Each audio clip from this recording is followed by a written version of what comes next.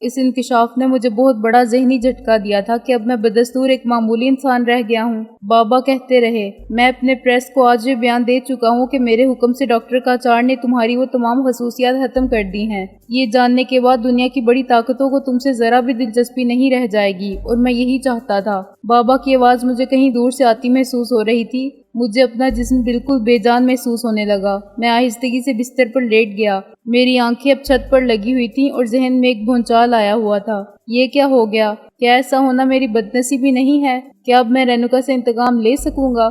پرسکون ہونے کی کوشش کیجیے یور ہائنس، ڈاکٹر کاچار بولا۔ بابا نے میرا ہاتھ پھر اپنے ہاتھ میں لیا اور کہا، تمہیں یقیناً صدمہ پہنچا ہوگا۔ اگر تم اسے میری خطا سمجھو تو یہ سوچ کر مجھے معاف کر دینا کہ یہ سب کچھ میں نے صرف تمہاری محبت سے مجبور ہو کر کیا ہے۔ بابا، میں نے بڑے کرب سے کہا، مجھے آپ سے صرف اتنا شکوہ ہے کہ آپ نے مجھ سے مشورہ بھی نہیں کیا۔ مجھے ایک معمولی انسان بن کر زندہ رہنے میں کوئی آڑ نہیں ہے۔ اگر آپ مجھ سے اس مسئلے پر بات کرتے تو میں آپ سے صرف چند دن کی مہلت حاصل کر لیتا، بس اتنی مہلت کہ میں رینوکا سے اپنا انتقام لے لوں۔ اس کے بعد میں واپس اس جزیرے پر ہی آتا اور اس میں قطعی پس و پیش نہیں کرتا کہ ڈاکٹر مجھے ایک عام انسان بنا دیں۔ مجھے صرف اب اس کا صدمہ ہے کہ شاید اب میں رینوکا سے انتقام نہیں لے سکوں گا۔ معاف کیجیے گا، میں آپ کی بہن کا ذکر اس کا نام لے کر رہا ہوں، لیکن میں کیا کروں کہ اس کا ذرا بھی احترام کرنا میرے بس سے باہر ہے۔ اس نے مجھے بڑی اذیتیں پہنچائی ہیں، میں اسے کبھی معاف نہیں کر سکتا۔ بیٹے، بابا نے نرمی سے کہا، قدرت خود ہی کسی کو معاف نہیں کرتی۔ برے انسانوں کو اپنے کیے کی سزا بھگتنا ہی پڑتی ہے۔ تم اپنے مقدمے کا فیصلہ خدا پر چھوڑ دو۔ کاش میں ایسا کر سکتا بابا۔ تم کیوں نہیں کر سکتے؟ تم میرے بیٹے ہو اور میں اپنے بدترین دشمنوں کو بھی معاف کر دینے کا عادی ہوں۔ بے شک میں آپ کا بیٹا ہوں بابا، لیکن آپ انسان سے ماورا ہیں۔ میں اس بلندی تک نہیں پہنچ سکتا۔ میں کسی بلندی پر فائز نہیں ہوں۔ میں ایک عام انسان ہوں۔ اگر ایسا ہے تو پھر میں یہ کہوں گا کہ آپ انسانیت کی جس بلند سطح پر ہیں میں اس سے بہت نیچے ہوں۔ نیچے سے اوپر جانے میں قدرت نے کوئی پابندی نہیں لگائی ہے، اور انسان اپنی اس کوشش میں ناکام نہیں رہتا۔ اس سے پہلے کہ میں پھر کوئی جواب دیتا، ڈاکٹر کاچار بول پڑا، میں سمجھتا ہوں کہ یہ بحث بہت طویل ہوگی یور ایکسیلنسی، اور شاید بے نتیجہ بھی۔ کیوں نہ اب ہم ہز ہائنس کو تنہا چھوڑ دیں؟ تنہائی میں یہ حالات کا تجزیہ کر کے اور آپ کے جذبات و احساسات کو پیش نظر رکھ کر اپنے آپ سے سمجھوتا کر ہی لیں گے۔ جیسا تم مناسب سمجھو ڈاکٹر۔ بابا نے ایک ٹھنڈی سانس لی، پھر انہوں نے جھک کر میری پیشانی کو بوسہ دیا اور کھڑے ہو گئے۔ ادھر میں یہ سوچ رہا تھا کہ ان حالات سے سمجھوتا کر لینا کیا میرے لیے اتنا ہی آسان ہوگا جتنی آسانی سے ڈاکٹر کاچار نے یہ بات کہہ دی تھی۔ ڈاکٹر نے کمرے سے جانے سے پہلے مجھ سے کہا، یور ہائنس، میں اب آپ کے پاس 2 گھنٹے بعد آؤں گا۔ اگر آپ کسی چیز کی ضرورت محسوس کریں تو اپنے سرہانے لگی ہوئی کال بیل استعمال کیجیے گا۔ کمرے کے باہر ایک نرس موجود ہے، وہ فوراً حاضر ہو جائے گی۔ میں نے جواب میں کچھ کہنا غیر ضروری سمجھتے ہوئے صرف سر ہلا دینا ہی کافی سمجھا۔ وہ دونوں چلے گئے۔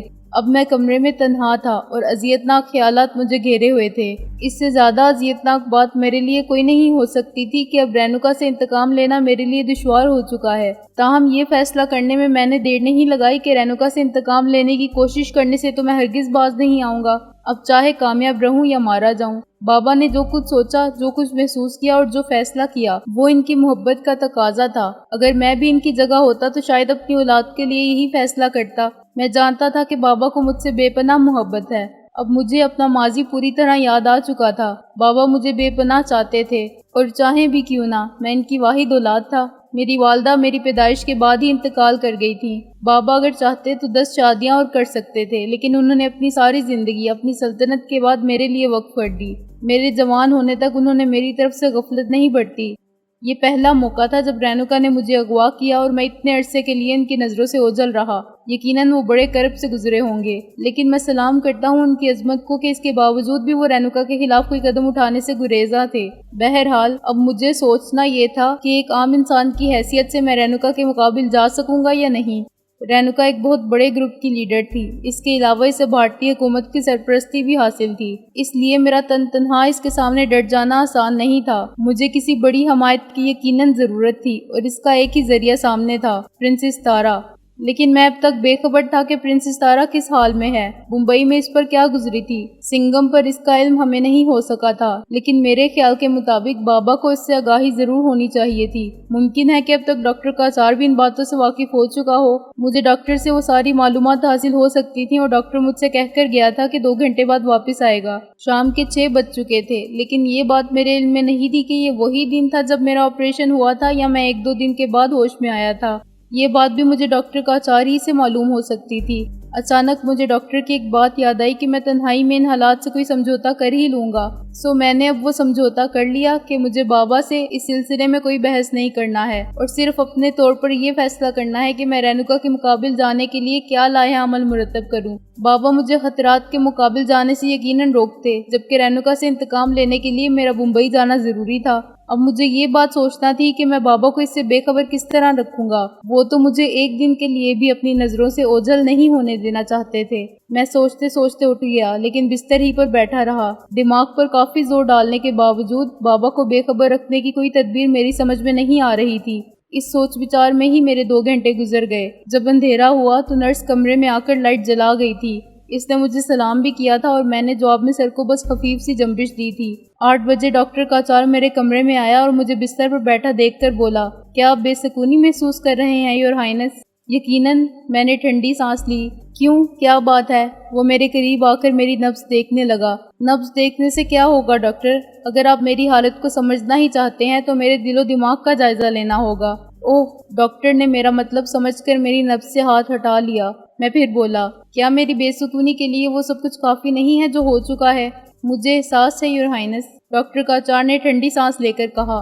آپ کو یقیناً اپنے نارمل ہو جانے کا افسوس ہوگا۔ مجھے اس کا قطعاً افسوس نہیں ہے۔ میں جھنجھلا گیا۔ اوہ، ڈاکٹر کے منہ سے اتنا ہی نکلا اور میری طرف استفہامیہ نظروں سے دیکھتا رہا۔ میں بستر سے اٹھ گیا اور دونوں ہاتھ کمر سے باندھ کر کمرے میں ٹہلنے لگا۔ ڈاکٹر کاچار کسی مجرم کی طرح کھڑا ہوا تھا۔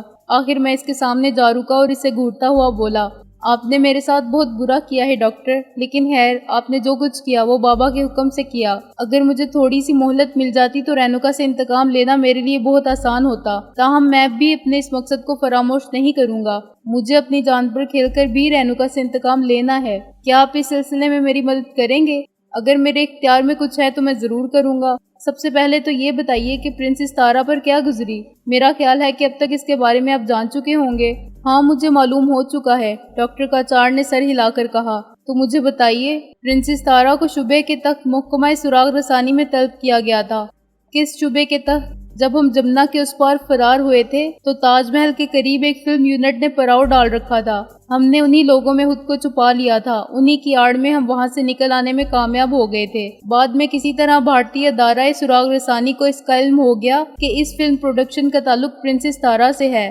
رینوکا دیوی پہلے سے ہی پرنسس تارا کے بارے میں جان چکی تھی کہ وہ ہماری مددگار ہے، چنانچہ اس کی ایما پر بھارتی ادارہ سراغ رسانی نے پرنسس تارا کو طلب کر لیا اور ہمارے معاملے میں اس سے پوچھ گچھ شروع کر دی۔ ہرچند وہ پرنسس تارا یا اس کے فلم پروڈکشن کے خلاف کوئی قابل گرفت نقطہ نہیں پکڑ سکے، مگر انہوں نے پرنسس تارا پر یہ پابندی ضرور لگا دی کہ وہ 2-1 روز ممبئی سے نہ جائے۔ اس طرح پرنسس کو بظاہر تو چھٹکارا مل گیا، لیکن اس نے محسوس کیا کہ اس کی نگرانی شروع ہو چکی ہے۔ اس کی دانست میں یہ امکان بھی تھا کہ اس کے گھریلو ٹیلی فون ٹیپ کیے جائیں گے، لہٰذا اس نے ایک پبلک کال آفس سے ہمیں فون کیا تھا اور پھر آفاق کو ہدایت کی تھی کہ وہ فوراً ہم تک پہنچے۔ مقصد یہی تھا کہ وہ اب اپنی جگہ آفاق کو اس آپریشن کا انچارج بنانا چاہتی تھی۔ ایسا ہی ہوا۔ اب پرنسس کس حال میں ہے؟ ہمارے کامیاب فرار کے بعد اس کی نگرانی ختم کی جا چکی ہے۔ ان لوگوں نے اس کے خلاف کوئی سخت قدم نہیں اٹھایا۔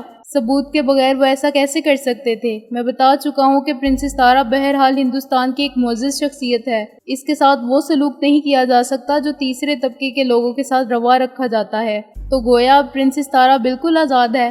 میرا مطلب ہے اس کے لیے اب کوئی خطرہ نہیں۔ بظاہر تو ایسا ہی معلوم ہوتا ہے، لیکن آپ یہ ساری معلومات کیوں حاصل کر رہے ہیں؟ اس لیے کہ مجھے رینوکا دیوی سے انتقام لینے کے لیے کسی نہ کسی کا تعاون تو ضرور درکار ہوگا۔ گویا آپ، ڈاکٹر نے ٹھنڈی سانس لیتے ہوئے جملہ ادھورا چھوڑ دیا۔ ہاں ڈاکٹر، میں رینوکا کو معاف نہیں کر سکتا۔ اس نے مجھے تو اذیتیں پہنچائی ہی ہیں، لیکن میرے باپ کے لیے بھی پریشان کن ثابت ہوتی رہی ہے اور وہ یقیناً اپنا یہ مشن جاری رکھے گی۔ مجھے اندازہ تھا۔ ڈاکٹر نے پھر ایک ٹھنڈی سانس لی۔ کس بات کا اندازہ؟ کہ آپ نارمل انسان بن جانے کے بعد بھی رینوکا کے خلاف کچھ نہ کچھ کر گزرنے کی کوشش سے باز نہیں آئیں گے؟ کیا مجھے باز آ جانا چاہیے؟ اگر آپ کی جگہ میں ہوتا تو یقیناً میرے احساسات بھی وہی ہوتے جو آپ کے ہیں۔ تو پھر مجھے بتائیے کہ کیا پرنسس تارا اس معاملے میں میری مدد کرے گی؟ دل و جان سے۔ ڈاکٹر کے اس جواب سے مجھے خوشی ہوئی اور میں نے قدرے رک کر کہا، اس مہم کو سر کرنے کے لیے مجھے ممبئی جانا ہوگا۔ کیا ہز ایکسیلنسی مجھے یہاں سے جانے دیں گے؟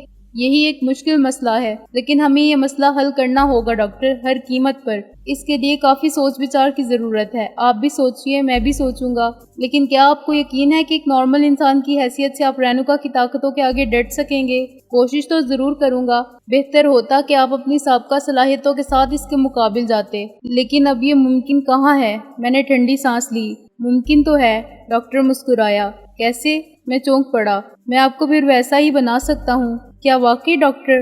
میں نے جوش مسرت سے اس کا ہاتھ تھام لیا۔ ہاں، وہ مسکراتا رہا، لیکن اس کی ایک شرط ہوگی۔ مجھے آپ کی ہر شرط منظور ہے، صرف یہ کہہ دینا کافی نہیں ہوگا۔ تو پھر آپ کو وعدہ کرنا پڑے گا کہ اپنے مشن کی کامیابی کے بعد آپ مجھے پھر ایک آپریشن کا موقع دیں گے تاکہ میں آپ کو پھر ایک نارمل انسان بنا سکوں۔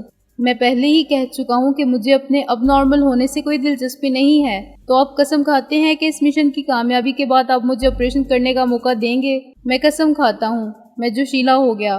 تو پھر آپ مطمئن ہو جائیے۔ ڈاکٹر عجیب سے انداز میں مسکرایا۔ کیا مطلب؟ میں اس کی مسکراہٹ سے الجھ گیا۔ آپ اس وقت بھی ویسے ہی ہیں جیسے تھے۔ کیا مطلب؟ میں اتنا چونکا کہ اچھل پڑا۔ جی ہاں یور ہائنس، میں نے آپریشن کر کے آپ کے دماغ میں پوشیدہ آلے کو صرف اس آلے سے ڈسکنیکٹ کیا ہے جو رینوکا دیوی کے پاس ہے۔ میں پلکیں جھپکاتا ہوا ڈاکٹر کی طرف دیکھ رہا تھا۔ شاید، ڈاکٹر کاچار بولا، میری بات پوری طرح آپ کی سمجھ میں نہیں آئی۔ میں نے بھرائی ہوئی آواز میں کہا، کیا آپ یہ کہنا چاہتے ہیں ڈاکٹر کہ میں اب بھی وہ خصوصیات رکھتا ہوں جو مجھ میں تھیں؟ ہاں، آپ بالکل ویسے ہی ہیں، صرف اتنا فرق ہوا کہ آپ کے دماغ میں جو آلہ سوت فٹ ہے اس کا تعلق اب رینوکا کے آلے سے نہیں بلکہ ایک اور آلے سے ہے جو میرے پاس ہے۔ اب میں میلوں دور رہ کر آپ سے ذہنی رابطہ قائم کر سکتا ہوں۔ حد کر دی آپ نے ڈاکٹر، میں نے ٹھنڈی سانس لے کر کہا۔ آخر یہ ڈرامہ کرنے کی کیا ضرورت تھی؟ آپ نے اتنی دیر تک مجھے ذہنی بونچال سے دوچار کر رکھا ہے۔ اس کی دو وجہ تھی یور ہائنس۔ ایک تو مجھے ہز میجسٹی سے یہ بات چھپانا تھی کہ میں نے ان کی حکم عدولی کی ہے، اور دوسرے یہ میرے حق میں بہت اچھا ہوا کہ آپ نے حکم عدولی کی، لیکن یہ تو بتائیے کہ آپ نے کیا سوچ کر ایسا کیا؟ یہی سوچ کر کہ رینوکا سے انتقام کا بھوت آپ کے سر سے ہرگز نہیں اتر سکتا۔ نارمل انسان بن جانے کے بعد بھی آپ رینوکا سے ٹکر ضرور لیں گے، اور وہ صورتحال آپ کے لیے زیادہ خطرناک ہوگی، جبکہ آپ اپنی غیر معمولی طاقتوں کے باعث اس سے بآسانی ٹکر لے سکیں گے۔ بہت معمولی سے مبالغے کے ساتھ میں یہ بھی کہہ سکتا ہوں کہ ان خصوصیات کی وجہ سے آپ ناقابل تسخیر ہیں۔ سنگم کو اغوا کرنے کے سلسلے میں آپ نے ایک غیر معمولی رول ادا کیا تھا۔ رینوکا کے خطرناک ترین اقدامات سے بھی آپ کھلونے کی طرح کھیلتے رہے۔ ہر چند کے سنگم پر خون کی ندیاں بہہ گئیں، لیکن بالآخر ہم فتح یاب ہوئے۔ سنگم کا کیا ہوا؟ میں بے اختیار پوچھ بیٹھا۔ وہ تو ظاہر ہے کہ واپس چلا گیا۔ جب ہماری آبدوز ہم کو وہاں سے نکال لائی تھی تو ظاہر ہے کہ وہ لوگ اپنے جہاز کو واپس لے گئے ہوں گے۔ سننے میں آیا ہے کہ حکومت نے سنگم کے عملے اور مسافروں سے حلف بھی اٹھوایا ہے۔ ان سے یہ قسم لی گئی ہے کہ وہ کسی کے کانوں میں اس واقعے کی بھنک بھی نہیں پڑنے دیں گے۔ یہ حلف لینے کا فائدہ؟ بھارتی حکومت نہیں چاہتی کہ یہ خبر بین الاقوامی اخبارات کی زینت بنے۔ اس سے عالمی سطح پر بڑی سنسنی پھیلے گی۔ پرنس ونود کمار کے سلسلے میں بھارتی حکومت کو عالمی لیڈروں کی نکتہ چینی کا سامنا کرنا پڑے گا، اور بھارتی لیڈر اس سے ہر قیمت پر بچنا چاہتے ہیں۔ سنگم کے مسافروں سے حلف لینے کے علاوہ انہیں یہ دھمکی بھی دی گئی ہے کہ اگر انہوں نے اس کے خلاف کیا تو حکومت ان کے خلاف سخت ترین قدم اٹھانے سے بھی گریز نہیں کرے گی۔ سنگم کے عملے کی تنخواہوں میں بھی خفیہ طور پر بہت زیادہ اضافہ کر دیا گیا ہے تاکہ وہ ہر قیمت پر اپنی زبان بند رکھیں۔ لیکن سنگم کے مسافروں میں غیر ملکی بھی تھے، وہ تو بھارتی حکومت کی دھمکیوں سے خوفزدہ نہیں ہوں گے۔ بہرحال انہوں نے حلف تو اٹھایا ہے، اگر دو چار افراد اس کی خلاف ورزی کرنا چاہیں گے تو بھی نہیں کر سکیں گے۔ انہیں بتا دیا گیا ہے کہ اس معاملے میں CIA بھی ملوث ہے، اور یہ تو سبھی جانتے ہیں کہ عام لوگ تو کجا، دنیا کے بڑے بڑے لیڈر بھی امریکہ سے کم یا زیادہ خائف ضرور رہتے ہیں۔ بھارتی حکومت، میں نے بڑی تلخی سے کہا، نہ جانے یہ کیوں کہا جاتا ہے کہ یہ دنیا کی چند بڑی جمہوریتوں میں سے ایک ہے۔ بہرحال ہمیں ان باتوں سے کوئی سروکار نہیں، ہم جو مقصد حاصل کرنا چاہتے تھے وہ ہم نے کر لیا۔ ہمیں آپ کو ہندوستان سے نکال کر لانا تھا اور ہم لے آئے۔ میں کچھ سوچنے لگا۔ پھر دفتن چونک کر بولا، آپ نے دوسری وجہ نہیں بتائی؟ کون سی وجہ؟ ایک تو آپ بابا سے اپنی حکم عدولی چھپانے کے خواہش مند تھے، اور دوسری وجہ کیا تھی؟ میں آپ سے یہ وعدہ لینا چاہتا تھا کہ رینوکا سے انتقام لینے کے بعد آپ مجھ سے آپریشن ضرور کروائیں گے تاکہ میں آپ کی وہ تمام خصوصیات ختم کر دوں جو اب ہیں، اور میں آپ سے یہ وعدہ کر چکا ہوں۔ مجھے غیر معمولی انسان بنے رہنے سے اب کوئی دلچسپی نہیں رہ گئی ہے۔ میں آپ سے ایک اور وعدہ لینا تو بھول ہی گیا، وہ بھی لے لیجئے، میں نے مسکرا کر کہا۔ ہز میجسٹی پر یہ بات ہرگز نہیں ظاہر ہونا چاہیے کہ میں نے آپ میں کوئی تبدیلی نہیں کی ہے۔ آپ بھی کیسی بچوں کی سی باتیں کر رہے ہیں ڈاکٹر؟ میں یہ بات ظاہر کرنے کی حماقت کیسے کر سکتا ہوں؟ بس یوں ہی کہہ بیٹھا، ڈاکٹر قاچار نے کسی قدر جھینک کر کہا۔ میں قدرے توقف سے بولا، ڈاکٹر، نہ جانے کیوں مجھے ابھی تک مکمل یقین نہیں آیا کہ میری وہ طاقتیں بدستور ہیں۔ آزما کر دیکھ لیجئے یور ہائنس۔ وہ کیسے؟ یہ سامنے کارنس پر جو گلدان رکھا ہے اس پر نظر جما دیجئے، مکمل یکسوئی سے اس کو دیکھیے اور پھر اپنی آنکھیں آہستہ آہستہ اوپر اٹھائیے، لیکن زیادہ اوپر تک نہیں۔ آنکھیں پھر آہستہ آہستہ نیچے لائیے، آپ دیکھیں گے کہ گلدان آہستہ آہستہ اوپر اٹھے گا اور پھر آپ کی آنکھوں کے نیچے ہوتے ہی وہ آہستہ آہستہ واپس کارنس پر ٹک جائے گا۔ ہر چند کہ مجھے ڈاکٹر کی باتوں پر یقین آ گیا تھا، لیکن میں نے مزید اطمینان حاصل کرنے کے لیے ڈاکٹر کی ہدایت پر عمل کیا اور اس وقت بڑی مسرت محسوس کی کہ گلدان کارنس سے اٹھا اور پھر اپنی جگہ پر پہنچ گیا۔ فائن، میرے منہ سے نکلا اور میں ڈاکٹر کی طرف مڑا، لیکن دوسرے ہی لمحے چونک کر رہ گیا۔ ڈاکٹر کے ہاتھ میں پستول تھا اور اس کی نال میرے سینے کی طرف اٹھی ہوئی تھی۔ ڈاکٹر، میں گھبرا گیا۔ ڈاکٹر کے ہونٹوں پر خفیف سی مسکراہٹ تھی۔ اس نے بڑے اطمینان سے ٹریگر دبا دیا۔ گولی میرے سینے پر پڑی۔ میں اس ایک لمحے میں ڈاکٹر کی باتوں کو بھول ہی گیا تھا، لیکن دوسرے ہی پل سب کچھ میری سمجھ میں آ گیا۔ ڈاکٹر کی گولی نے مجھے ذرا بھی نقصان نہیں پہنچایا تھا، صرف میرے لباس میں گولی کا سوراخ ہوا تھا۔ ڈاکٹر نے پستول کی نال کو پھونک کر اپنی جیب میں رکھ لیا اور مسکراتے ہوئے کہا، آپ نے دیکھا یور ہائنس، آپ میں وہ صلاحیتیں بدستور موجود ہیں۔ اب رہ گئی آپ کی وہ صلاحیت کہ آپ پانی میں رہ کر بھی اپنے مساموں سے آکسیجن حاصل کر سکتے ہیں اور دوسروں کو ہپنوٹائز کر سکتے ہیں، تو اس کا اطمینان بھی آپ کسی وقت کر لیجئے گا۔ محل کے باغ میں سوئمنگ پول موجود ہی ہے اور ہپنوٹائز آپ مجھے اس وقت بھی کر سکتے ہیں۔ اب کسی آزمائش کی ضرورت نہیں ڈاکٹر، مجھے سب باتوں کا یقین آ گیا ہے۔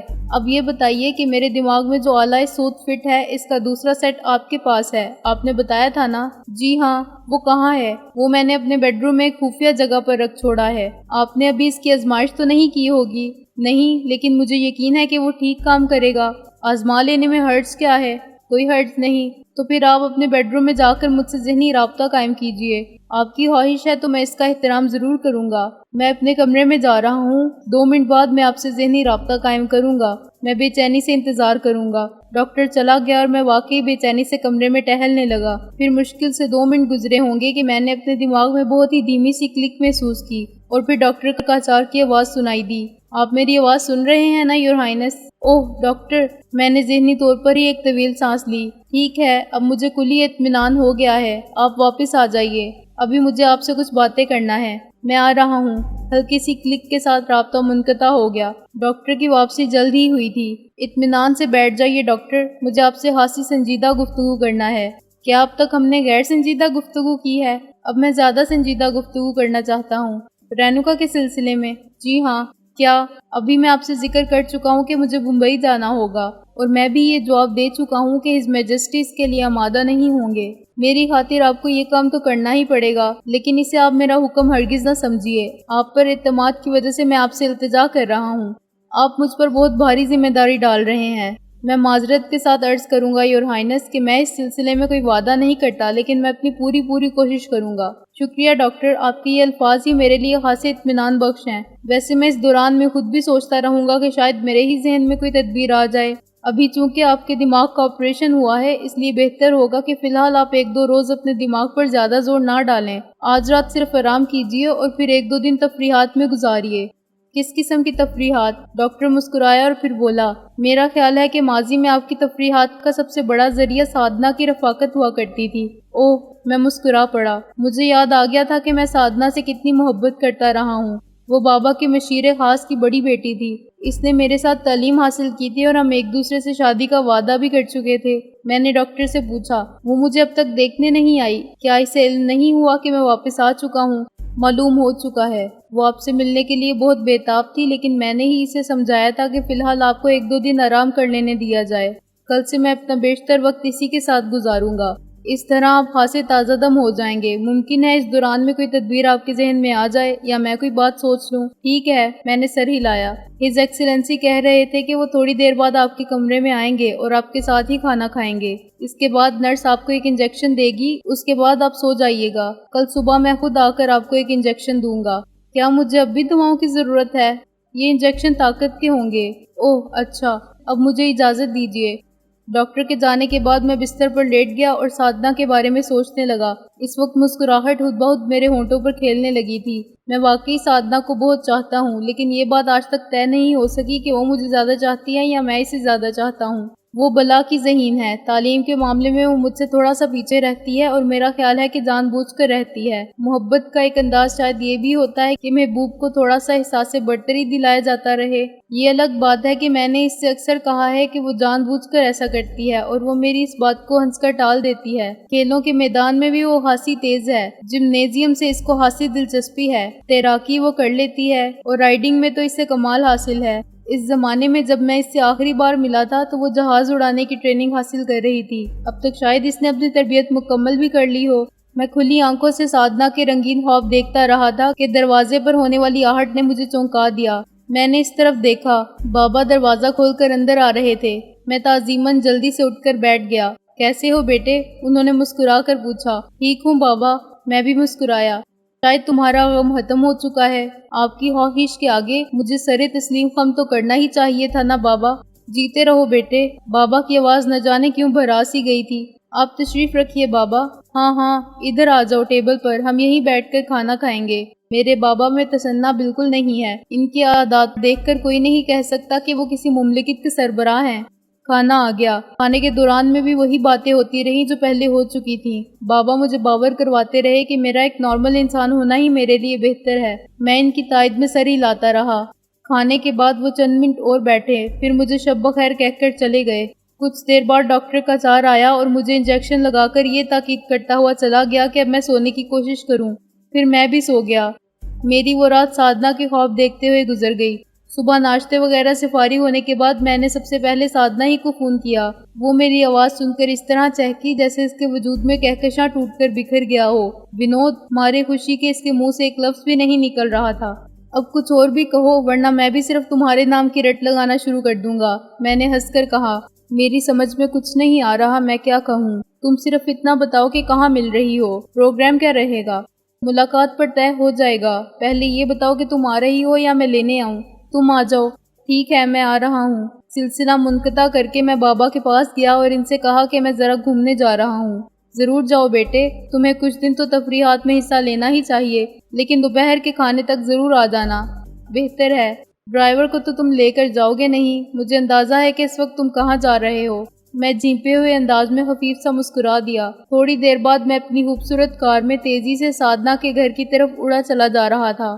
راہ میں جو لوگ بھی مجھے پہچانتے تھے وہ میرے نام کا ایک پرمسرت نعرہ ضرور لگاتے تھے اور میں خفیف سی مسکراہٹ کے ساتھ ہاتھ ہلا کر ان کو جواب دے دیتا تھا۔ جب میں سادھنا کے گھر پہنچا تو وہ بڑی بے چینی سے برآمدے میں ٹہل رہی تھی۔ مجھے دیکھتے ہی وہ تیر کی طرح کار کی طرف آئی اور دروازہ کھول کر میرے برابر میں بیٹھ گئی۔ پھر اس نے بے اختیار ایک ایسی حرکت کی کہ اسے کم از کم یہ دیکھ کر کرنا چاہیے تھی کہ آس پاس کوئی ملازم تو نہیں۔ میں کار کو جلدی سے حرکت میں لے آیا اور بولا، عجیب بے وقوف ہو، اگر کوئی دیکھ لیتا تو؟ جن لوگوں نے کچھ نہیں دیکھا وہ بھی سب کچھ جانتے ہیں۔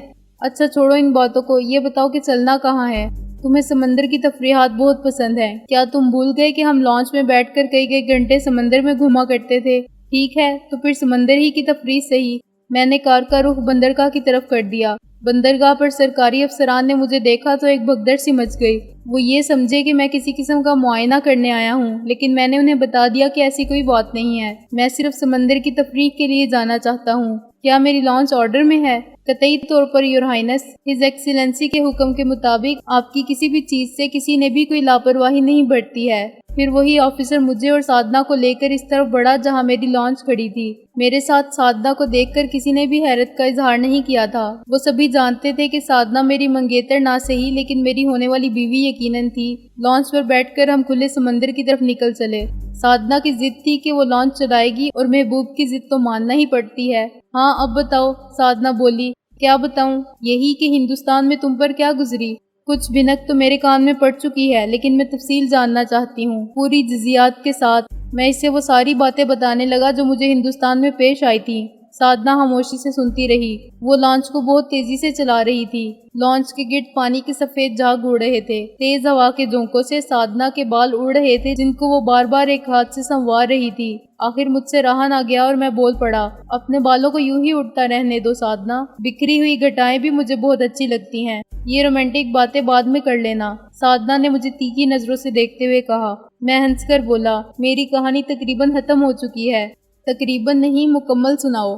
اچھا بابا سنو، نخرے مت کرو، نہیں سنانا چاہتے تو نہ سناؤ، سادنا منہ بنا کر بولی۔ جواباً میں نے اس کے بازو میں بڑے زور کی جھٹکی لی اور وہ سیکھ کر کے رہ گئی، بلکہ روحانسی سی ہو کر بولی، چاقو ہی گھونپ دیتے، مجھے پھانسی پر چڑھنے کا کوئی ارمان نہیں۔ اچھا چھوڑو مذاق، اب سنو کہ سنگم پر کیا ہوا۔ سادنا میرے مذاق کو بھول کر سنجیدہ ہو گئی۔ میں اسے بتانے لگا کہ سنگم پر رینوکا نے کس طرح اپنے گوریلے بھیجے جن کو میں نے ناکام بنا دیا تھا۔ آخر میں اس نے طیاروں کے ذریعے پیراشوٹرز گرائے جن کی تعداد لگ بھگ سینکڑوں تھی، مگر ان سب کو بھون کر رکھ دیا گیا۔ لیکن ایک لمحہ ایسا بھی آیا جب ہم شکست کھا جاتے، مگر اس وقت ہماری ایک آبدوز وہاں پہنچ گئی اور ہم بچ نکلنے میں کامیاب ہو گئے۔ سادنا نے ایک طویل سانس لی اور کہا، یہ سب بھگوان کی دیا ہے اور تمہاری دعاؤں کا اثر۔ مجھے یقین ہے کہ تم میرے لیے دعا گو رہتی ہوگی۔ میرا رواں ہر وقت تمہاری سلامتی کی دعائیں مانگتا تھا۔ مجھے تمہاری اس بات کا مکمل یقین ہے، لیکن تم سیدھی کہاں نکلی چلی جا رہی ہو؟ بابا سے میں وعدہ کر کے آیا ہوں کہ کھانے کے وقت تک لوٹ آؤں گا۔ اس وقت جی چاہ رہا ہے کہ افق کے اس پار ہی لے چلوں۔ سادنا نے ہنس کر کہا، ویسے تم فکر نہ کرو، اگر تمہیں دیر ہو گئی تو میں بابا سے تم کو معافی دلوا دوں گی، وہ میری بات نہیں ٹال سکتے۔ آخر تم ان کی ہونے والی بہو جو ٹھہری، میں نے ہنس کر کہا۔ منہ دھو رکھو، سادنا طنزیہ انداز میں بولی، میں نے ایک اور لڑکا پسند کر لیا ہے۔ خیر اس کا تو مجھے یقین ہے، میں مسکرایا۔ تم کچھ غلط فہمی کا شکار معلوم ہو رہے ہو۔ میں اسے جواب دینے کی بجائے چونک پڑا۔ مجھے دائیں جانب سے ایک لانچ آتی نظر آ رہی تھی۔ یہ اتنی دور سمندر میں ہماری طرح آوارہ گردی کون کر رہا ہے؟ کہاں؟ سادنا نے کہا اور پھر میری نظروں کا تعاقب کرتی ہوئی اس طرف دیکھنے لگی جدھر میں دیکھ رہا تھا۔ اوہ، اس کے منہ سے نکلا، یہ تو شاید ہماری ہی طرف آ رہے ہیں۔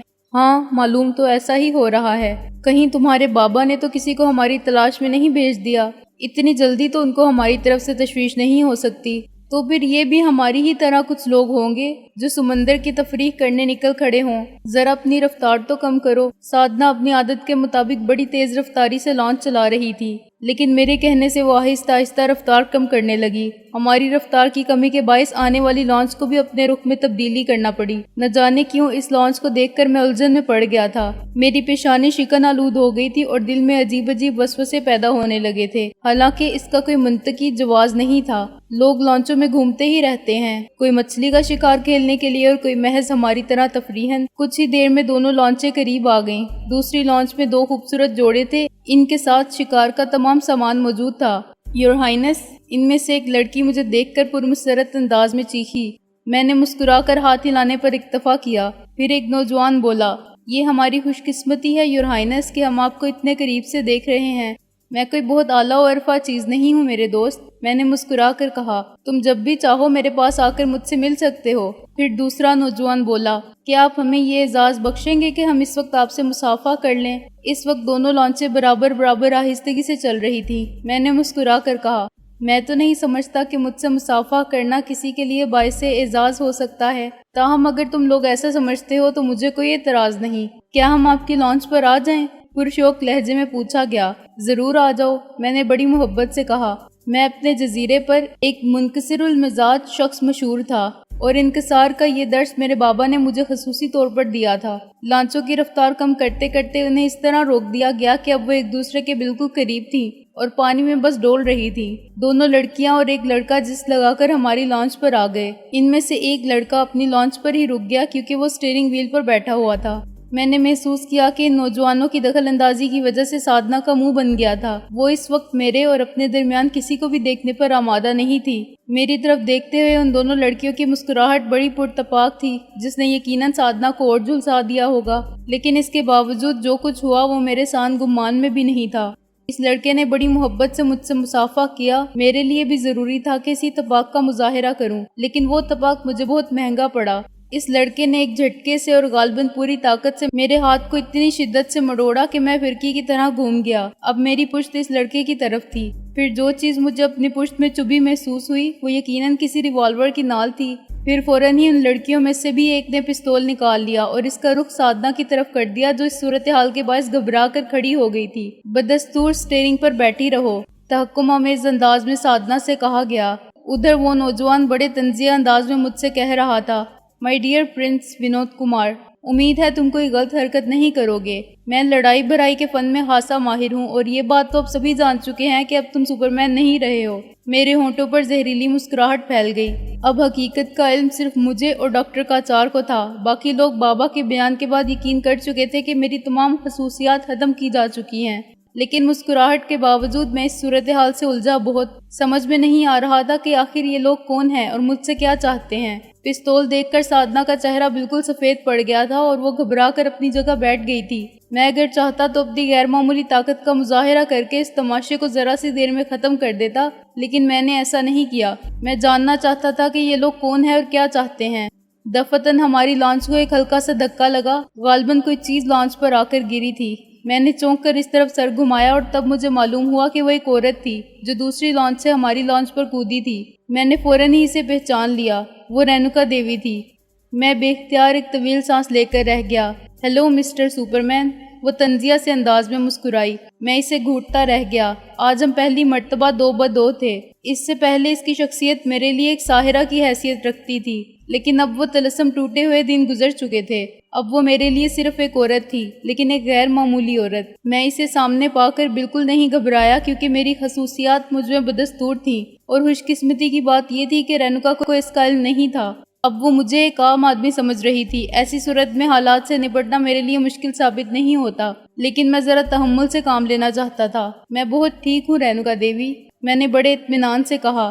گویا تم مجھے پہچانتے بھی ہو؟ میں اخبارات میں تمہاری تصویریں دیکھ چکا ہوں اور تمہاری آواز تو بے شمار مواقع پر سنی ہے، لیکن تم اس وقت اتنے بے بس کیوں ہو سپرمین؟ رینوکا دیوی کے لہجے میں زہر گھلا ہوا تھا۔ تمہیں تو بڑا غرور ہو گیا تھا اپنی ذات پر۔ ہاں، میں نے ٹھنڈی سانس لے کر کہا، اب جو کچھ ہو رہا ہے وہ میرے باپ کی عاقبت نااندیشی کا نتیجہ ہے۔ خیر، اب ہمیں باتوں میں وقت ضائع نہیں کرنا چاہیے، رینوکا نے شانے جھٹک کر کہا اور پھر لڑکی سے بولی، تم اپنی لانچ پر واپس جاؤ، لیکن پہلے اس لڑکی کی تلاشی لو۔ اس کا اشارہ سادنا کی طرف تھا۔ سادنا کی تلاشی لی گئی اور پھر رینوکا کو بتایا گیا کہ سادنا کے پاس کسی قسم کا کوئی ہتھیار نہیں ہے۔ ٹھیک ہے، اب تم لانچ پر جاؤ اور یہاں سے روانہ ہو جاؤ۔ میں اور جگدیش اسی لانچ پر رکیں گے اور اپنی منزل کا رخ کریں گے۔ جگدیش یقیناً اس نوجوان کا نام ہوگا جس نے میری کلائی مروڑ کر ریوالور کی نال میرے کمر سے لگا رکھی تھی۔ وہ خاصا صحت مند اور طاقتور نوجوان تھا، لیکن مجھے اطمینان تھا کہ جب چاہوں گا ایک داؤ استعمال کر کے خود کو اس کی گرفت سے نکال لوں گا، اور رہ گیا اس کا پستول تو مجھے اس کی پرواہ نہیں تھی۔ اس کی چلائی ہوئی گولیاں مجھ پر اثر انداز نہیں ہو سکتی تھیں۔ سادنا کی تلاشی لینے کے بعد وہ لڑکی اپنی لانچ پر واپس چلی گئی۔ وہاں نوجوان تھا، وہ لانچ کو حرکت میں لے آیا اور اسے اسی جانب موڑنے لگا جدھر سے وہ آیا تھا۔ لڑکی، رینوکا نے گرا کر سادنا سے کہا، اب تم سٹیئرنگ وہیل سے ہٹ جاؤ۔ سادنا اپنے خشک ہوتے ہوئے ہونٹوں پر زبان پھیرتی ہوئی اپنی جگہ سے اٹھ گئی اور رینوکا نے اس کی جگہ سنبھال لی۔ پھر جب وہ لانچ کو حرکت میں لے آئی تو میں نے کہا، رینوکا دیوی، تمہارا یہ نوجوان خادم آخر کب تک میرا ہاتھ توڑتا رہے گا؟ رینوکا دھیرے سے ہنسی اور پھر اس نے کہا، جگدیش، اس کا ہاتھ چھوڑ کر تھوڑا سا پیچھے ہٹ جاؤ، لیکن اسے اور اس کی ساتھی لڑکی کو زد میں رکھنا، بہت چوکس رہنے کی ضرورت ہے۔ جگدیش نے میرا ہاتھ چھوڑ دیا اور تیزی سے کئی قدم پیچھے ہٹ گیا۔ میں اس طرح منہ بنا کر اپنا ہاتھ مسلنے لگا جیسے اس میں شدید تکلیف ہو رہی ہو۔ سادنا میرے قریب آ گئی اور میرے شانے سے لپٹ گئی۔ میں نے محسوس کیا کہ وہ سرتا پا لرز رہی تھی۔ میں نے اسے تسلی دینے کے لیے اس کی پیٹھ پر ہلکی سی تھپکی دی۔ یہ وہی رینوکا ہے ونود؟ سادنا کانپتی ہوئی آواز میں بولی۔ ہاں، لیکن تم گھبراؤ نہیں، سب ٹھیک ہو جائے گا، میں نے اتنی دھیمی آواز میں کہا کہ رینوکا نہ سن سکے۔ میں اور سادنا اب چونکہ بہت قریب تھے، اس لیے ہم دونوں کو ریوالور کے زد میں رکھنا جگدیش کے لیے بہت آسان ہو گیا تھا۔ رینوکا دیوی آہستہ آہستہ لانچ کی رفتار بڑھاتی چلی جا رہی تھی۔ رینوکا دیوی، میں قدرے توقف سے بولا، کیا میں تمہارے قریب آ سکتا ہوں؟ کیوں؟ اس نے میری طرف دیکھے بغیر پوچھا۔ مجھے تم سے کچھ باتیں کرنا ہے۔ وہ تم وہیں کھڑے رہ کر بھی کر سکتے ہو، 2 ب 2 بیٹھ کر باتیں کرنے کا لطف ہی کچھ اور ہوتا ہے، میں نے مسکرا کر کہا۔ ویسے تم کو خوفزدہ تو نہیں ہونا چاہیے، تمہارا ایک آدمی میری طرف ریوالور تانے کھڑا ہے۔ اچھا، رینوکا دیوی نے ایک طویل سانس لے کر کہا، تم میرے قریب آ کر بات کرنا چاہتے ہو تو آ جاؤ۔ شکریہ۔ میں سادھنا کو تسلی دینے والے انداز میں تھپکی دیکھ کر رینوکا کے قریب جا بیٹھا۔ کیا بات کرنا چاہتے ہو مجھ سے؟ رینوکا نے تیکھے انداز میں پوچھا۔ تم مجھے کہاں لے جا رہی ہو؟ یہاں سے 20-25 میل دور، رینوکا نے جواب دیا۔ وہاں ایک آبدوز ہماری منتظر ہوگی۔ ہم اس لانچ سے آبدوز میں منتقل ہو جائیں گے، بالکل اسی طرح جیسے تم سنگم سے آبدوز میں منتقل ہوئے تھے۔ لیکن اب تم مجھے کیوں اغوا کرنا چاہتی ہو؟ تمہیں معلوم ہو چکا ہوگا کہ اب مجھ میں وہ خصوصیات نہیں رہیں جن سے تم فائدہ اٹھانا چاہتی تھی، لیکن ابھی وہ آدمی تو ہے جو تم میں یا کسی شخص میں بھی وہ تمام خصوصیات پیدا کر سکتا ہے۔ کیا مطلب؟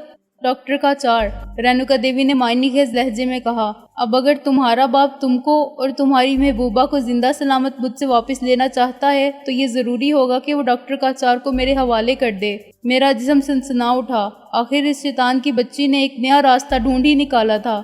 اس وقت مجھے خیال آیا، کاش اس وقت مجھ سے ڈاکٹر کا چار ذہنی رابطہ قائم کر لے۔ ہرچند مجھے اعتماد تھا کہ میں اس صورتحال سے بحث و خوبی نبٹ سکتا ہوں، لیکن یہ بھی اچھا ہوتا کہ ڈاکٹر کا چار کو یہ صورتحال معلوم ہو جاتی۔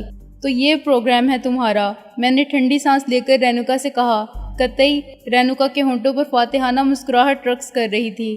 ٹھیک اسی وقت میرے ذہن میں ہلکی سی کلک ہوئی اور میں نے ڈاکٹر کا چار کی آواز سنی۔ کہاں گھومتے رہے ہیں پرنس؟ وہ آواز سن کر مجھے بے تحاشا خوشی ہوئی، لیکن میں نے اپنے چہرے پر کوئی تاثر پیدا نہیں ہونے دیا۔ میں ایک سنگین صورتحال سے دوچار ہوں ڈاکٹر، میں نے ذہنی طور پر کہا۔ کیا مطلب؟ ڈاکٹر چونکا۔ میں نے جواباً اسے پوری صورتحال بتا دی۔ ڈاکٹر کا چار کی ایک طویل سانس سنائی دی اور پھر اس نے پوچھا، کیا آپ بتا سکتے ہیں کہ اس وقت لانچ سمندر کے کس حصے میں ہے؟ اندازے ہی سے بتا سکتا ہوں۔ وہی بتائیے، ڈاکٹر کا چار نے بے چینی سے کہا۔ میرا جو کچھ اندازہ تھا وہ میں نے اسے ذہنی طور پر بتا دیا۔ اسی وقت رینوکا دیوی بڑے طنزیہ لہجے میں بولی، کیا بات ہے مائی ڈیئر سپرمین، تم کچھ پریشان ہو گئے؟ وہ بار بار مجھے سپرمین کہہ کر میرا مذاق اڑا رہی تھی، لیکن مجھے ذرا بھی غصہ نہیں آیا۔ میں قطعاً پریشان نہیں ہوں دیوی جی، میں نے چپتے ہوئے لہجے میں کہا۔ میں تم سے بالکل خائف نہیں ہوں، رینوکا نے ہلکا سا قہقہہ لگایا۔ ابھی یہ دمخم باقی ہیں، کیوں نہ ہوں؟ کیا تم دیکھ نہیں رہے ہو کہ ایک ریوالور تمہیں زد میں لیے ہوئے ہے اور تمہاری چڑیا تو اس سچویشن میں کچھ کر ہی نہیں سکتی؟ لیکن میں اب بھی بہت کچھ کر سکتا ہوں دیوی جی۔ اس وقت میں یہی سوچ رہا تھا کہ تمہارے لیے کتنی بھیانک موت کا بندوبست کیا جائے۔ رینوکا نے پھر ایک قہقہہ لگایا۔ میں بولتا رہا، تم نے مجھے بہت سی اذیتیں پہنچائی ہیں، میں چونکہ تمہیں ختم ہی کر دینا چاہتا ہوں اس لیے تم اتنی اذیتوں سے دوچار نہیں ہو سکو گی، لیکن میں چاہتا ہوں کہ تمہیں اپنی موت سے ذرا پہلے کم از کم 15-20 سیکنڈ کے لیے شدید اذیت ہو۔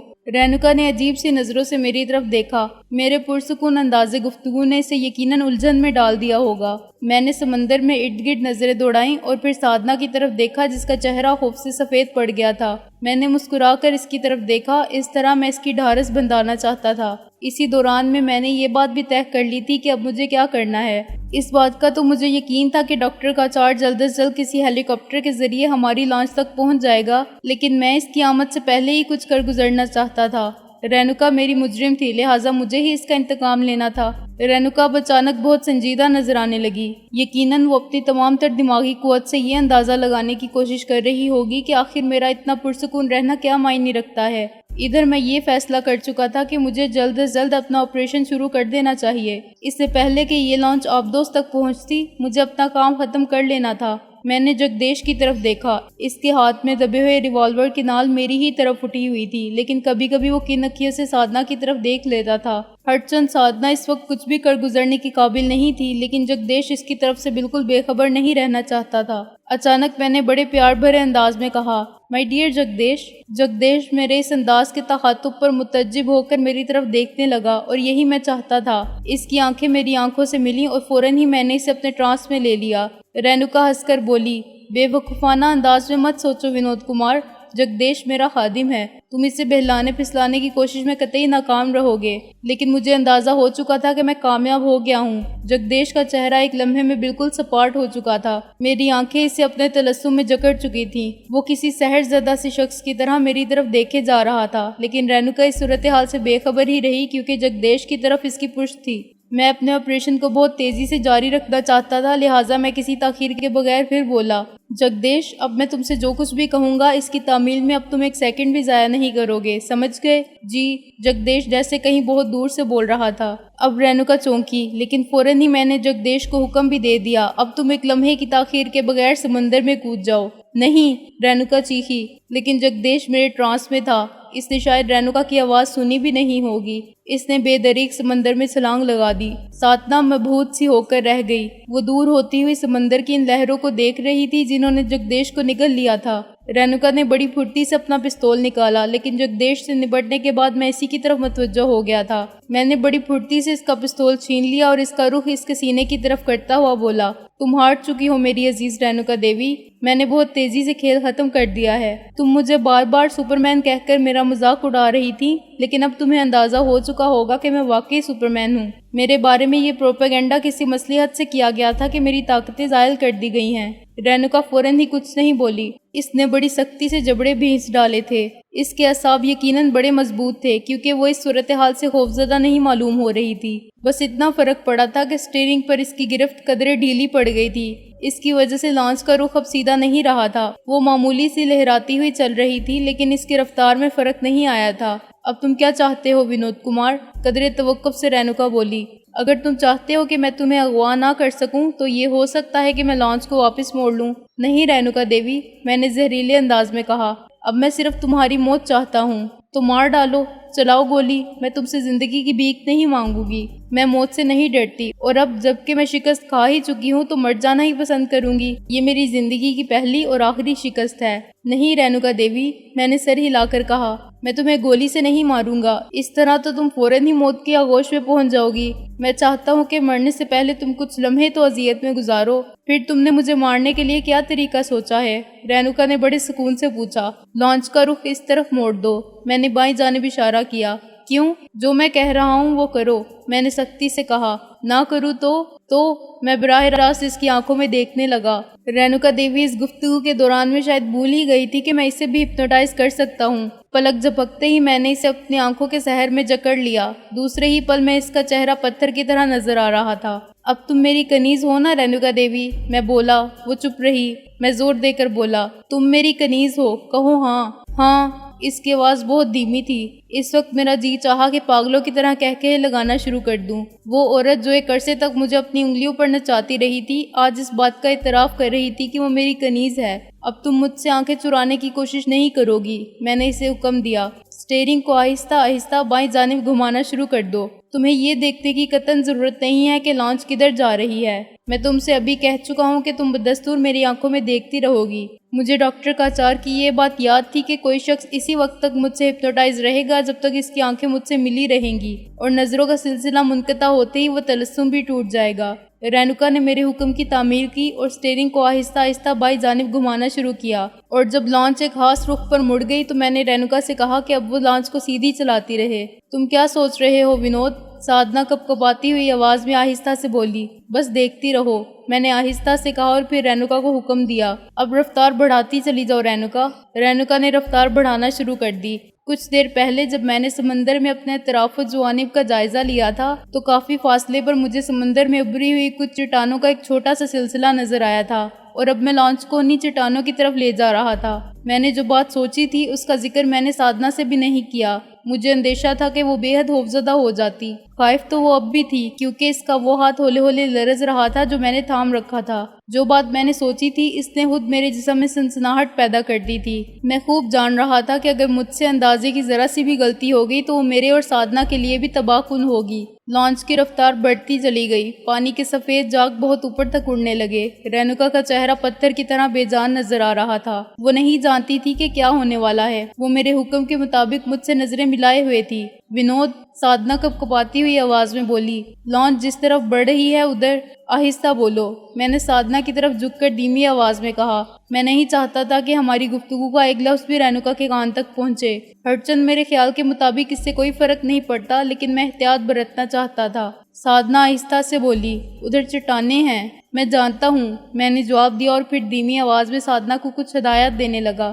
لانچ کا شور اتنا تھا کہ میری آواز رینوکا کے کانوں تک نہ پہنچ سکی۔ ویسے میں نے اس بات کا خیال رکھا تھا کہ سادھنا سے گفتگو کے باوجود رینوکا سے میری آنکھیں چار رہیں۔ میری ہدایت سننے کے بعد سادھنا نے کہا، مگر تم چاہتے کیا ہو؟ بس یہ ابھی نہ پوچھو، مناسب یہی ہے۔ سادھنا چپ ہو گئی۔ ہر گزرتے ہوئے لمحے کے ساتھ میرے خون کی گردش تیز ہوتی جا رہی تھی۔ اچانک سادھنا چیخ کر بولی، فاصلہ اب اتنا ہی رہ گیا ہے جتنا میں نے اس کی بات مکمل ہونے کا انتظار نہیں کیا اور دفتن سادنا کو اپنی گود میں اٹھا کر سمندر میں چھلانگ لگا دی۔ سادنا بہت اچھی تیراک تھی اور میں بھی تیرنا جانتا تھا، اس لیے ہم دونوں تیر کر بڑی آسانی سے ان چٹانوں تک پہنچ سکتے تھے۔ میری آنکھوں کے تلسم سے چھٹکارا ملتے ہی رینوکا کو ہوش آ گیا۔ وہ یقیناً یہ دیکھ کر بہت بوکھلا گئی ہوگی کہ اس کی تیز رفتار لانچ ان چٹانوں کے بہت قریب پہنچ چکی ہے۔ اس نے اسٹیئرنگ گھمایا لیکن چٹانیں اتنے بڑے رقبے میں پھیلی ہوئی تھی کہ لانچ ان سے بچ کر نہیں نکل سکتی تھی۔ مشکل سے 15-20 سیکنڈ میں وہ ان چٹانوں تک پہنچ جاتی اور میں یہی چاہتا تھا کہ اسے موت سے پہلے کم از کم اتنی دیر کی اذیت تو برداشت کرنا ہی پڑے۔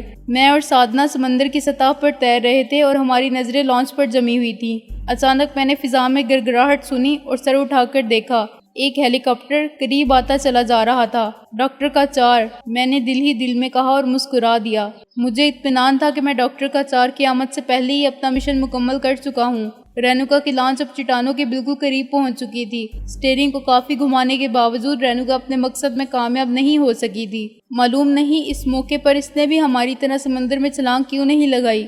شاید وہ تیرنا نہیں جانتی ہو یا پھر اسے اوور کانفیڈنس ہوگا کہ وہ لانچ کو بچا لے جائے گی، لیکن ہوا وہی جو میں چاہتا تھا۔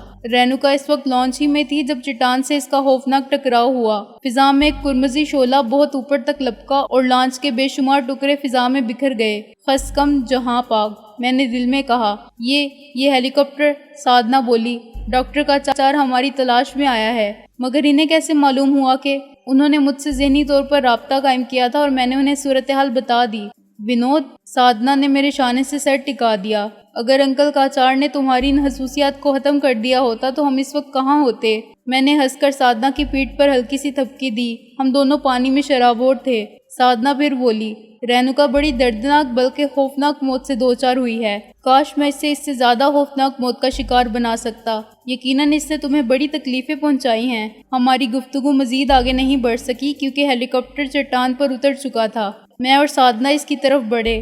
ہیلی کاپٹر کا دروازہ کھلا اور پھر اس میں سے جو شخصیت اتری اسے دیکھ کر میرے پیروں تلے سے زمین نکل گئی۔ وہ میرے بابا تھے۔ ان کے پیچھے بھی مجھے ڈاکٹر کاچار دکھائی نہیں دیا۔ ونود، میرے بچے۔ بابا دونوں ہاتھ پھیلا کر میری طرف بڑھے۔ بابا، میں ان کے گلے سے لگ گیا۔ نہ انہیں اس کا احساس تھا کہ میرا گیلا لباس ان کے کپڑے خراب کر دے گا اور نہ ہی مجھے اس کا دھیان رہا تھا۔ میرے ذہن میں اس وقت صرف اس سوال کی گونج تھی کہ بابا کو اس بات کا علم کیسے ہو گیا کہ مجھے ان اطراف میں ڈھونڈا جا سکتا ہے۔ سچ شکر کہ میں نے تمہیں ایک بار پھر پا لیا۔ بابا بولے، لیکن آپ کو؟ میں نے ہچکچاتے ہوئے پوچھا۔ اس کا علم کیسے ہو گیا کہ ان اطراف میں ملو گے؟ ڈاکٹر کاچار سے، بابا نے مسکرا کر جواب دیا۔ اس کے لیے اب اس کے سوا کوئی چارہ نہیں تھا کہ وہ اپنی حکم عدولی کا اعتراف کر لے۔ اس نے مجھے بتایا تھا کہ ذہنی رابطے کے ذریعے وہ اس صورتحال سے آگاہ ہو سکا ہے۔ اب فوری طور پر یہی ہو سکتا تھا کہ ہم ہیلی کاپٹر کو لے کر تمہاری مدد کے لیے ادھر آئیں۔ میں اتنا بے قرار ہو گیا کہ اس کام کے لیے خود ہی تیار ہو گیا، مگر نہ جانے کیوں ڈاکٹر کاچار نے میرے ساتھ آنے سے معذرت کر لی تھی۔ میں اتنی جلد میں تھا کہ میں نے اصرار کر کے اس کی معذرت کا سبب نہیں پوچھا۔ ویسے میرے خیال کے مطابق وہ اس بات سے شرمندہ ہے کہ اس نے میرا حکم نہیں مانا تھا۔ بہرحال تمہاری جان کے صدقے میں اس کی یہ حکم عدولی معاف کر دوں گا۔ ہیلی کاپٹر سے میں رینوکا کا حشر بھی دیکھ چکا ہوں۔ مجھے اس کا کچھ نہ کچھ افسوس ضرور ہے۔ کاش وہ ایسی نہ ہوتی۔ بابا ایک ٹھنڈی سانس لے کر چپ ہو گئے۔ ذرا ہی دیر بعد ہیلی کاپٹر ہم لوگوں کو لے کر چٹانوں سے پرواز کر گیا۔ راہ میں بابا کے سوالات پر سادنا نے ان کو بتایا کہ میں نے صورتحال کو کس طرح اپنے قابو میں کیا تھا۔ انہی باتوں کے دوران میں ہم محل پہنچ گئے۔ ہیلی کاپٹر کو محل کے احاطے ہی میں اتارا گیا۔ بابا کے حکم سے ایک سرکاری کار سادنا کو اس کے گھر چھوڑنے چلی گئی۔ میں اور بابا محل میں داخل ہوئے۔ سب سے پہلے تم ڈاکٹر کاچار کو سلام کرنے چلو، بابا نے مجھ سے کہا۔ میں بھی یہی کہنے والا تھا بابا۔ بابا نے ایک ملازم سے ڈاکٹر کاچار کے بارے میں پوچھا تو معلوم ہوا کہ وہ اپنے کمرے میں ہوں گے، چنانچہ ہم اسی طرف بڑھے۔ دروازے کے قریب پہنچ کر ہم نے ہلکی سی دستک دی لیکن کوئی جواب نہیں ملا۔ میں نے دروازے پر ہلکا سا دباؤ ڈالا تو وہ کھلتا چلا گیا۔ میں اور بابا اندر پہنچے تو پھر جیسے ہمیں الیکٹرک شاک لگا۔ سامنے ہی بستر پر ڈاکٹر کاچار کی لاش پڑی ہوئی تھی۔ خون سے اس کا چہرہ رنگین ہو رہا تھا۔ گولی اس کی کنپٹی پر لگی تھی۔ اس کا دایاں ہاتھ بستر کے نیچے جھول رہا تھا اور ہاتھ کے عین نیچے قالین پر سائلنسر لگا ہوا ریوالور پڑا تھا۔ کئی لمحوں تک میں اور بابا پتھر کے مجسموں کی طرح ساکت کھڑے رہے اور پھر تقریباً ایک ساتھ ہی لاش کی طرف جھپٹے۔ جب ہم قریب پہنچے تو ہم نے دیکھا کہ اس کے سینے پر ایک لفافہ پڑا ہوا تھا۔ میں نے جلدی سے وہ لفافہ اٹھا کر دیکھا اور پھر بھرائی ہوئی آواز میں بولا، یہ خط آپ کے نام ہے بابا، اس پر آپ ہی کا نام لکھا ہے، تم ہی اسے پڑھو۔ مجھ میں اتنی ثقت نہیں ہے، بابا نے گلو گرفتہ سی آواز میں کہا اور قریب پڑی ہوئی ایک کرسی پر ڈھیر ہو گئے۔